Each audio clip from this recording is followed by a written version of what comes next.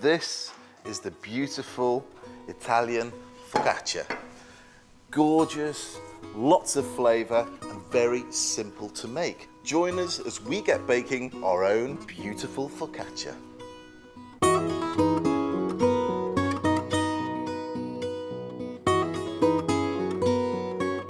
Focaccia is a classic Italian bread, and I've made it many times, and you must try this recipe at home. Have you made focaccia before? Never. Never made focaccia? No. Have you seen it? Have you eaten it? Yes. You like it? Yeah. What's the thing that sticks in your mind when you eat a focaccia? Really flavoursome.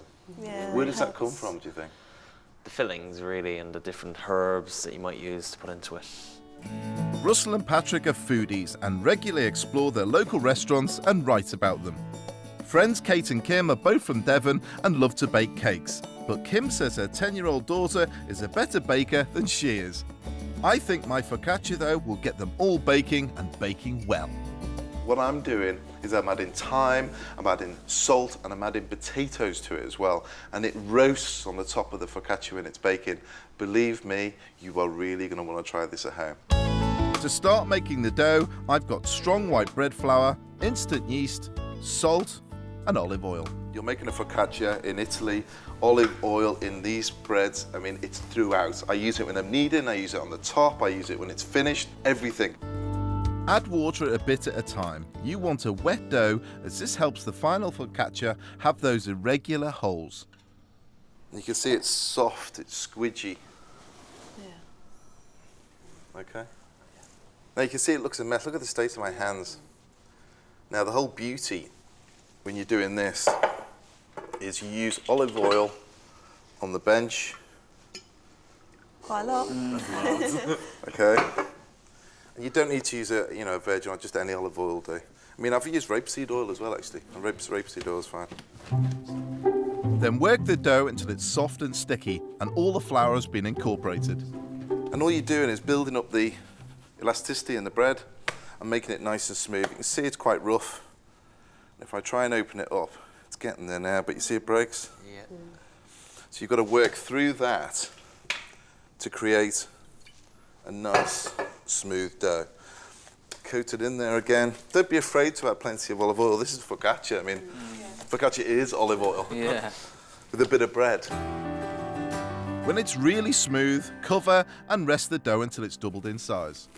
The dough will come out looking like that.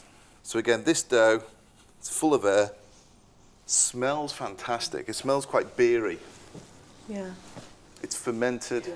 It's got flavour in there already, so you know when it comes out of the oven it's going to taste fantastic. It's really easy. And it's all about the temperature that you prove at. If you don't want to put it in an airing cupboard, you don't want to put it anywhere warm. And actually I used to put my dough in the fridge and slow it down, and that's where the flavour, that's the trick with making good bread. Cover a tray with olive oil and spread it out. Have you noticed that actually focaccia, when you look at the bottom, it's almost like it's fried, but it sort of is. Because you put in the dough and a little bit of oil, it goes into a hot oven. Then you begin to stretch your dough. And then use your fingers and then stretch the dough out, lifting it up periodically. Make sure you've got some olive oil underneath as well. You seem to be quite heavy-handed with the dough, I think. Well, you have to be. You've got to be in control of it because it will, take the mickey and do what it wants to do. So you've got to tell it what to do and what's happening with it. So it's quite easy for children then to do They because love they're doing quite this. heavy-handed with stuff, aren't they? Yeah, they are. So again, you see you're making those little divots all over the top. What if you press in too far? You can't. Look, that is going right through to the Yeah. base. I can't press any harder. Oh. Just springs You're back quite You can't do it. careful. You can't do Okay. it. Focaccia is usually just topped with olive oil and salt, but I'm creating something a bit special and I'm using sliced new potatoes. I love this bread. I did this bread when I was in Italy, and it tastes fantastic. I was sitting on it in this place, Focacceria, halfway up a mountain in Tuscany, with this bread and a nice glass of wine, evening sun, it's still quite warm. You've got to try this, honestly, it's fantastic. Take the sliced potatoes and just push them into the dough. I like to sort of regiment them slightly as well, because you're going to portion this off, don't forget. Bit of thyme over the top of that. Those potatoes are going to roast in the olive oil. At this stage, your dough needs to rest again.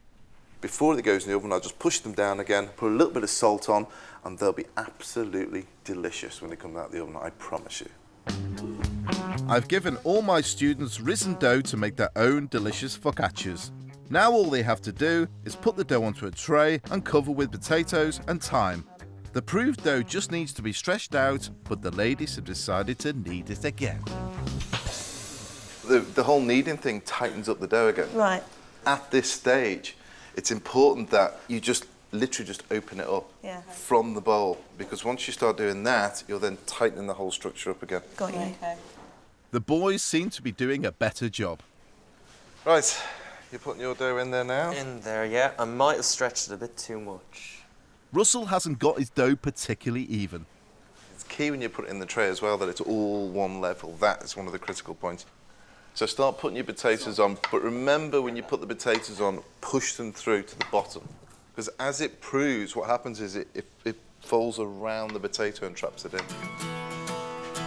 All the focaccias are now filled, sprinkled with thyme, and have been left to rise again.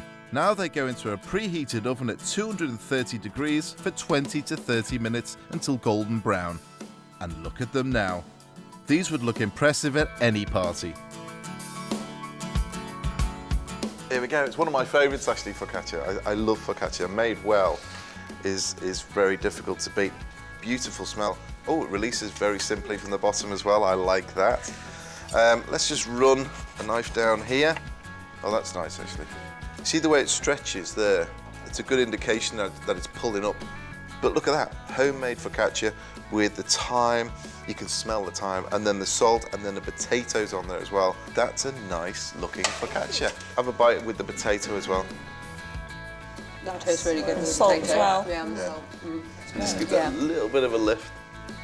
If you're going to make something like this for yourselves at home, courgette works well, aubergine, peppers, onion, mushroom, cherry tomatoes, but try it with the potatoes. Honestly, the potatoes really do work. Enjoy making it at home.